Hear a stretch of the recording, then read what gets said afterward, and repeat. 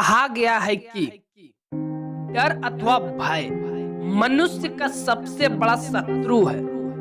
असफलता, बीमारी और निर्बल मानवीय संबंधों के पीछे डर होता है। आज लाखों व्यक्ति अपने अतीत, भविष्य, वृद्धावस्था, पागलपन और मृत्यु से डरते हैं।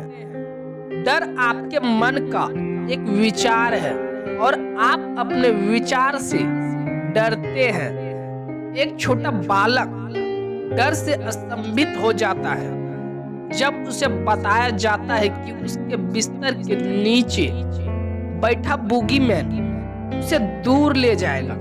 जब उसका पिता कमरे में रोशनी करके दिखाता है कि वहां कोई बूगीमैन नहीं है तो उसका डर खत्म हो जाता है।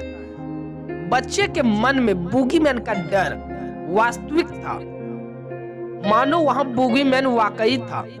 उसके मन में एक झूठा विचार बाहर करके उसे ठीक कर दिया गया।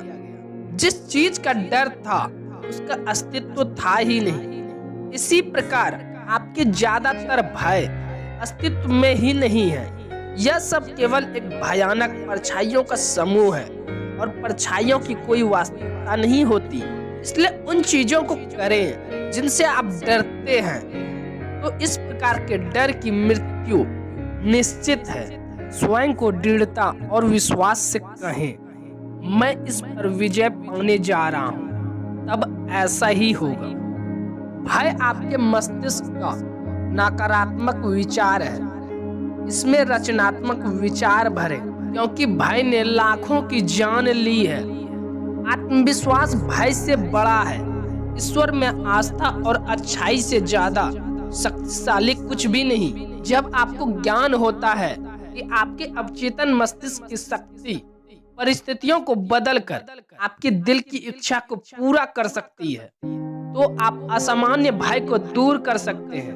अपनी इच्छा पर फौरन ध्यान और प्रेम दीजिए, जो आपके डर का उल्टा है। यह प्रेम है जो डर को भगाता है। यदि आप असफलता से डरते हैं तो अपना ध्यान सफलता पर दीजिए।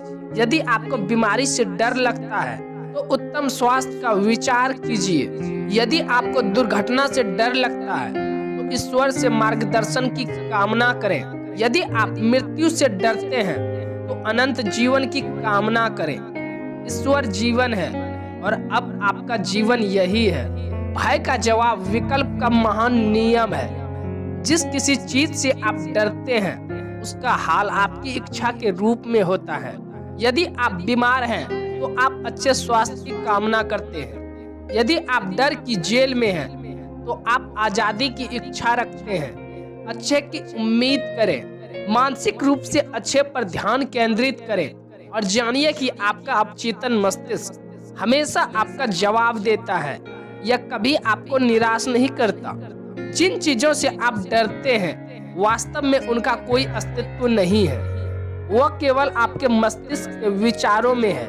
विचार रचनात्मक होते हैं। इसलिए जॉब ने कहा था, जिनसे मैं डरता था वही हुआ। अच्छा सोचें तो अच्छा ही होगा। आपको अपने विचारों के अलावा अन्य कुछ भी विचलित नहीं कर सकता।